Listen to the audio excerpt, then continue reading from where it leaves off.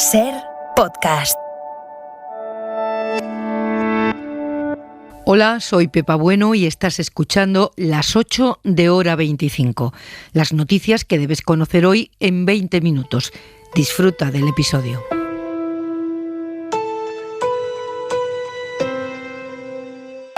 No volverá el toque de queda y no habrá restricciones comunes para toda España. Cada comunidad autónoma irá tomando las medidas que su situación epidemiológica precise. Es la principal conclusión del Consejo Interterritorial reunido esta tarde, cuando la incidencia sigue creciendo y está ya en más de 250 casos. Esto es en riesgo extremo. Eso sí, el número de fallecidos sigue cayendo y la presión hospitalaria resiste muy baja. Mariola Lourido, ¿y han estado de acuerdo todas las comunidades en esto? Buenas tardes. Buenas tardes, Pepa. En general sí, solo Murcia y Castilla y León han pedido un uso más amplio de la mascarilla y el gobierno de Mañueco, además, la vuelta a la limitación horaria nocturna. En cuanto a las medidas coordinadas, no se ha planteado por nadie. Existe un amplio elenco de documentos, de planes, de estrategias, de medidas acordadas por todos para que las comunidades autónomas, en razón a la situación de su comunidad autónoma, puedan adoptarla. Por tanto, digamos que el marco, sí que hay un marco de actuaciones común según la situación de cada comunidad, y será cada comunidad la que decida en cada momento la que lleva a cabo. La ministra Darias les ha ofrecido a las comunidades autónomas 5 millones de test de antígenos para hacer cribados masivos. Les ha pedido que echen mano de los rastreadores militares y les ha animado a vacunar cuanto antes, muy rápido, a los jóvenes, a quienes, por cierto, les ha vuelto a pedir responsabilidad en sus conductas. El carrusel emocional al que nos somete esta pandemia hace que, junto a las malas noticias, hoy podamos dar esta: Madrid vive su primer día sin muertos por COVID desde hace un año. La foto de la tarde se ha producido en Waterloo, donde Puigdemont y Junqueras se han visto por primera vez en casi 4 años. Ambos patrocinaron la proclamación de la República y después uno huyó a Bélgica y el otro se quedó en Cataluña y acabó en prisión. Por el camino, la tensión entre ambos y sus partidos ha sido y es evidente. Hoy, el líder de Esquerra ha rebajado el valor político del encuentro, poniendo el acento en lo personal. Ha sido muy agradable, ha sido emotivo y ha sido un placer reencontrarnos y poder compartir nuestras experiencias de carácter personal y de carácter familiar, tanto de aquellos que hemos estado en la cárcel como de aquellos que aún están en el exilio. Y el presidente del gobierno insiste en que Cataluña no merece seguir anclada en aquel 2017. Yo lo único que puedo decir es que el gobierno de la Generalitat de Cataluña tiene todo el apoyo del gobierno de España para superar juntos un drama que es esta calamidad del COVID-19 y construir entre todos un futuro común, que yo creo que es lo que se merecen los catalanes y el conjunto de la sociedad española. Lo que no nos merecemos es seguir anclados en el año 2017. Una parte importante del IBEX es hoy noticia y no por sus resultados.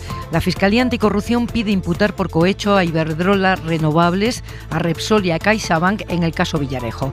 Pretende que, además de los directivos ya imputados, se obligue a las compañías a responder por los espionajes encargados al excomisario.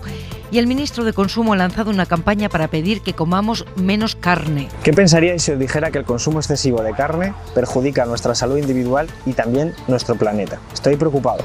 Estoy preocupado por la salud de nuestros conciudadanos y estoy preocupado por la salud de nuestro planeta. Sin planeta no tenemos vida. Y no lo hace en un vídeo en el que se cuenta, lo estamos escuchando, que el 14,5% de las emisiones de gases de efecto invernadero proviene de la ganadería y que 1 kilo de carne de vaca requiere 15.000 litros de agua. Las patronales del sector lo acusan de crear una alarma innecesaria y de manejar datos inexactos. Es evidente que el ministro Garzón no tiene la suficiente documentación ni la suficiente valoración para poner en entredicho un sector que aporta grandes beneficios a toda la sociedad española. Pone en entredicho todo el trabajo que está haciendo todo el sector productor de carne a nivel nacional. Y por eso, desde Asaja Lleida, pedimos inmediatamente su rectificación o cese o dimisión. Esta noche estará el ministro en Hora 25. Y ojo a esto que les cuenta la SER y que tiene que ver con el precio que pagamos por la electricidad. El Consejo de Seguridad Nuclear va a analizar por qué las centrales nucleares están produciendo menos cuando son las que ponen en el mercado electricidad barata. Eladio Meizoso, cuéntanos, buenas tardes. Buenas tardes. El Consejo va a analizar las bajadas de carga de las centrales nucleares, que han aumentado mucho en los últimos tiempos. Implican una bajada de la producción en un 30, 35 y hasta un 43%, y no por problemas técnicos, sino por decisión de sus dueños. Según datos del Consejo a los que ha tenido acceso la SER, en 2018 y 2019 sumaron apenas 230 y 350 horas de inactividad, respectivamente, por esta causa. En 2020, 2.650 horas. Este año, solo en los 2 primeros meses, casi 800. La investigación del CSN se centrará en los aspectos vinculados a la seguridad de esas prácticas para regularlas si lo ve necesario. Pero la bajada de producción de una nuclear tiene incidencia en los precios, retira energía barata del mercado y la más cara que entra, como sabemos, marca precio a todas las demás, con lo que menos nuclear suele implicar una subida del recibo de la luz. Y esta noche vamos a preguntarnos y a preguntar a los expertos cómo se investiga y, sobre todo, cómo se acredita ante la justicia que un crimen es de odio. En A Coruña, los 3 detenidos, de momento, por el crimen de Samuel Luiz, continúan declarando en dependencias policiales. Consuelo Bautista, buenas tardes. Buenas tardes. Los 3 jóvenes detenidos en relación con la brutal paliza que acabó con la vida de Samuel Luiz son los presuntos autores materiales de la agresión, según ha señalado el delegado del Gobierno. Se trata de 2 chicos y una chica de nacionalidad española, vecinos de A Coruña de entre 20 y 25 años. La investigación continúa abierta y no se descartan más detenciones a lo largo de los próximos días. Hoy mismo han prestado declaración de nuevo las amigas de Samuel, tanto la joven que le acompañaba como la chica con la que estaba haciendo la videollamada en el momento de la agresión, que declaró que los golpes se acompañaron de gritos de maricón. El delegado del Gobierno ha señalado que todas las vías de investigación, incluida la del crimen homófobo, siguen abiertas. ¿Con qué seguimos, Esther Bazán? Buenas tardes. ¿Qué tal? Buenas tardes. Quien avisa ya se sabe. Y avisamos. Último día de tregua. Ahora viene el calor de verdad, Luismi Pérez. Buenas tardes. Las próximas horas van a traer pocas nubes a gran parte del país, algunas a las costas y también a las zonas de Barlovento de Canarias. Algunos chubascos esta madrugada y mañana temprano en la costa catalana y también en Baleares, dispersos, al igual que alguna llovizna en las costas cantábricas. Mañana, con el paso de las horas, se abrirán muchos claros en esas costas y el sol seguirá siendo dominante en el resto del país. Tendremos una subida mínima del mercurio durante la tarde, con algo más de calor, sobre todo en el Guadalquivir. De momento, calor controlado, y la noche de buen dormir en general, y el viento que se irá reforzando mañana de norte en Girona y de levante en el estrecho, sobre todo ya por la tarde. Información del deporte. Sigue la Eurocopa, aunque ya no esté España. Jesús Gallego, buenas tardes. Buenas tardes. Desde las 8:30 contaremos la segunda semifinal que enfrenta en Wembley a Inglaterra y a Dinamarca. En el Tour de Francia, Van Aert ha ganado la etapa con final en el Mont Ventoux. Pogačar es más líder de la carrera, y en Wimbledon Federer ha caído en cuartos de final. Djokovic avanza a semifinal. Así comienza Hora 25.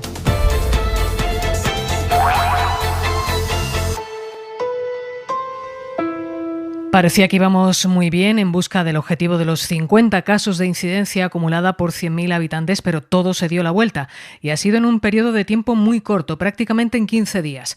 Los contagios se disparan, aunque esto no se traduzca en ingresos hospitalarios ni en traslados a las unidades de cuidados intensivos de momento.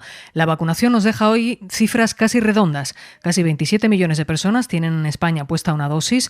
Hay casi 20 millones con la pauta completa. Adela Molina, ¿qué tal? Buenas tardes.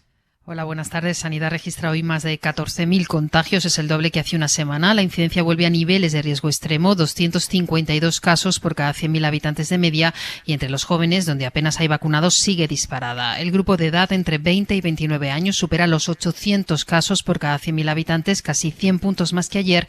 En el de 12 a 19 años, los 700 puntos, 77 puntos más. La buena noticia está en los hospitales, donde a pesar del incremento de contagios, que ya lleva casi 15 días, de momento no sube la presión. Cae ligeramente hoy los ingresados en planta, 18 menos, y en UCI también 18 menos. La cifra global en cuidados intensivos vuelve a situarse este miércoles por debajo de los 600 pacientes. Tampoco están aumentando los fallecidos. Hoy se han registrado 17 más.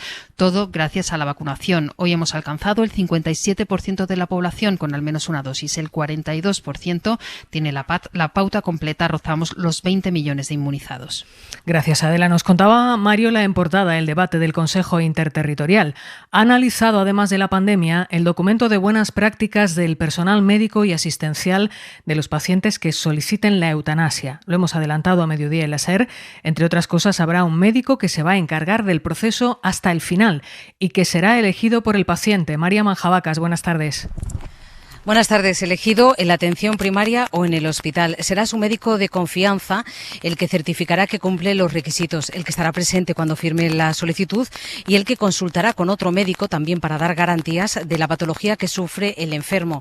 Se lo pondrá todo por escrito y le informará de todas las posibilidades de paliativos que tiene. La Comisión de Garantía y Evaluación de cada comunidad va a ser el órgano colegiado que va a vigilar el cumplimiento de la ley. Debe tener mínimo 7 miembros. Entre ellos tiene que haber juristas y que no sean objetores, es la recomendación. De hecho, la objeción se entiende a título personal, a título particular. Allá no pueden apelar, por ejemplo, un servicio o un hospital. Por cierto, Esther, esta guía de buenas prácticas que, como decías, hemos adelantado aquí en la SER, se acaba de aprobar por unanimidad en el Consejo Interterritorial de Salud. Pues gracias, María. Hemos contado ya las cifras de la pandemia, pero hay otros datos que son terribles. Son los datos de las personas que se subieron a una patera, a un cayuco y que fallecieron en el mar intentando llegar a las costas españolas. En 6 meses, 2.087 personas, casi tantos como en todo el año pasado. Son datos de la organización Caminando Fronteras que nos amplía Nicolás Castellano. 10 muertos cada día. Los datos surgen de las llamadas directas de algunas de esas personas en las embarcaciones en apuro o de sus familias intentando saber qué ha pasado con ellos. Caminando Fronteras ha registrado el mayor récord en un semestre desde que llegan pateras a nuestro país hace más de 30 años. 2.087 personas, de ellas apenas 80 cuerpos recuperados. Elena Maleno. Son los peores datos que nosotras hemos encontrado en nuestro trabajo en terreno. Entonces, por eso, a estos 6 meses, lanzamos ese llamamiento al gobierno del Estado español a que esto se pare ya y no estemos hablando de un año catastrófico en la frontera. Creo que hay que tomar medidas ya. La ruta canaria se consolida como la más mortífera del planeta, con casi 2.000 de esos 2.087 muertos en el camino en este primer semestre de 2021, una cifra que supera ya a la de todo 2020. La policía, por cierto, ha detenido al organizador y al responsable de la patera en la que viajaba la pequeña Yamila, la niña de 5 años que intentaba llegar a Canarias junto a un familiar de su madre. Una travesía en la que estuvieron perdidos 2 semanas. La niña falleció mientras era trasladada a un hospital.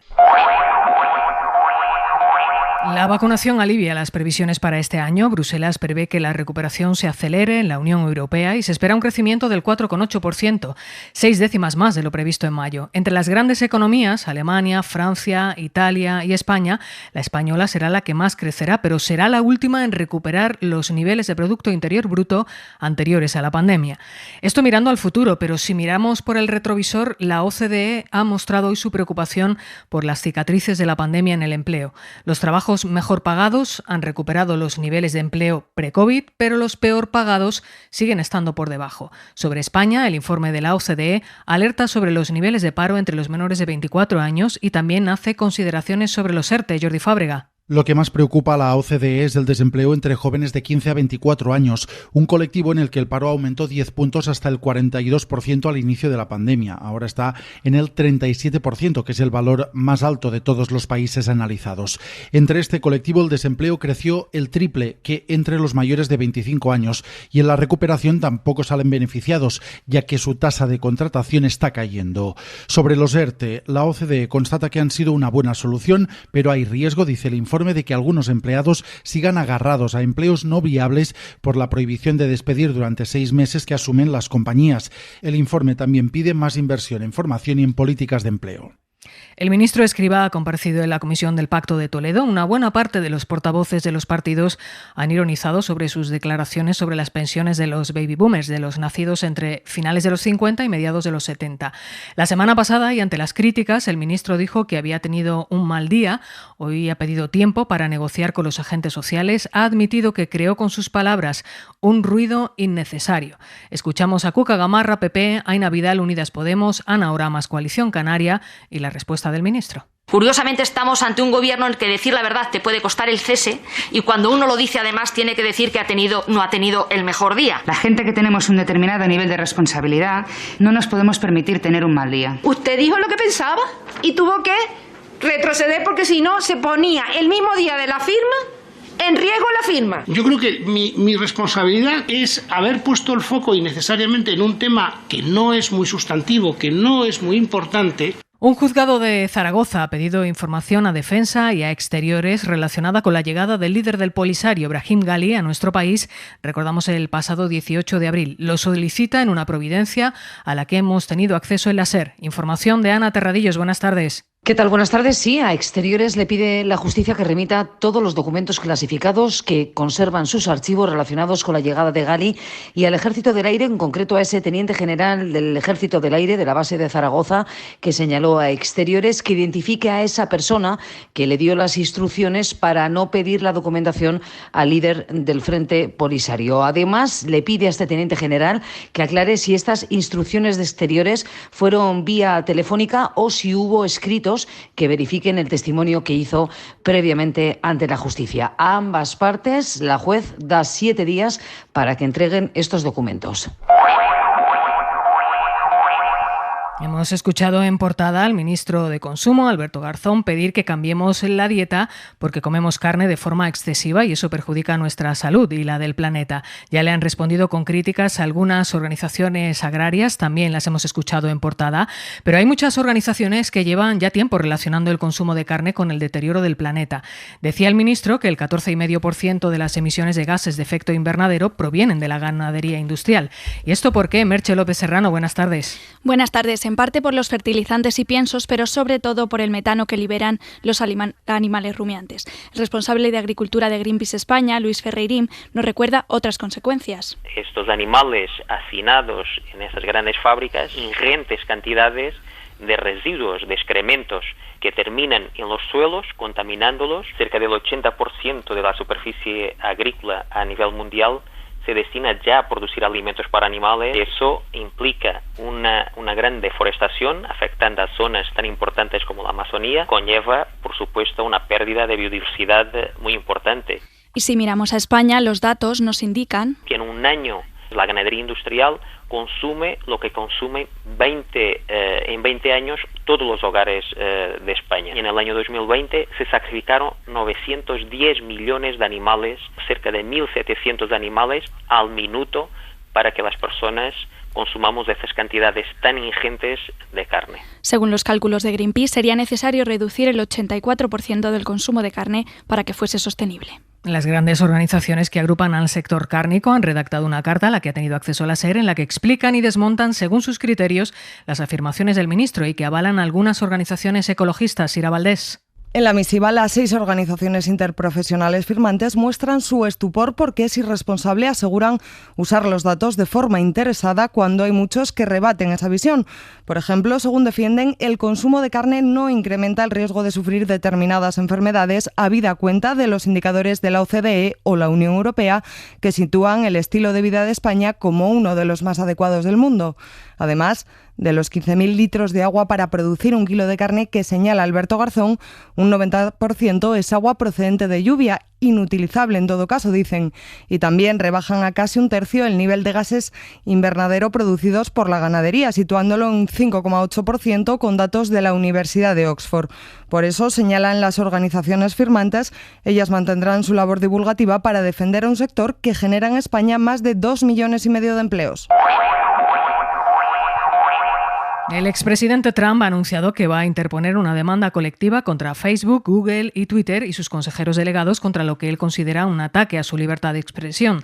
Desde el pasado 6 de enero, desde el asalto violento al Parlamento, sus cuentas en redes sociales están suspendidas, algo que ha calificado de censura y abuso.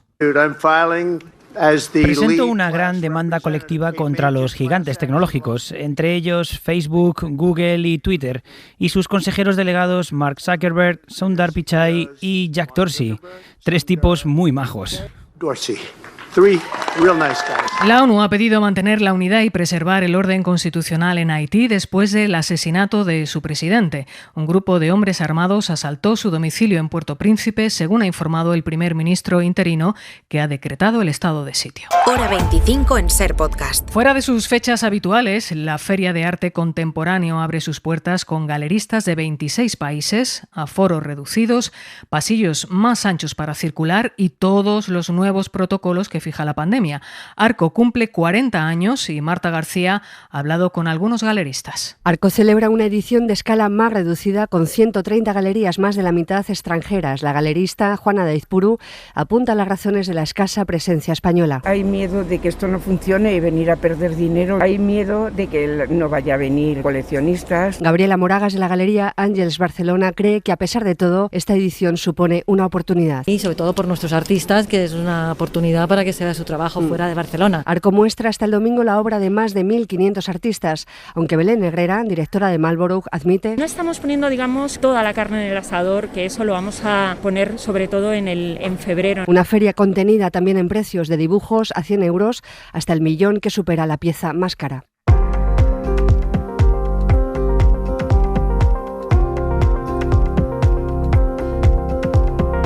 Ella quería algo íntimo y personal, pero los aplausos al paso del cortejo fúnebre y el adiós multitudinario de 3 días marcan en Italia la despedida de la Carrà. Roma, Joan Solés, adelante. Buenas tardes. Pidió un funeral sencillo, sí, pero ello no ha frenado el deseo de los italianos de despedirse de Raffaella Carrà, ahora en la capilla ardiente, ya instalada en la sala municipal de la Promoteca del Campidoglio, en donde hay cola para desfilar ante el féretro. Esta tarde ha recibido el aplauso por donde pasaba el cortejo fúnebre, escoltado por motoristas de la policía de Roma, especialmente en la sede de la radio de la RAI, donde empezó a los 19 años, en el Teatro de las Victorias, donde prosiguió su carrera artística, por 2 centros de producción de RAI Televisión, donde alcanzó fama internacional, y en la confluencia de muchas calles donde la gente agolpada ha detenido el cortejo. El funeral tendrá lugar pasado mañana a mediodía.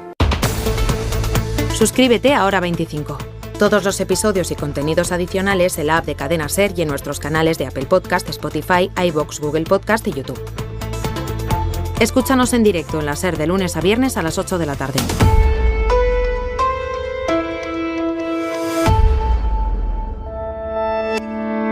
Cadena SER.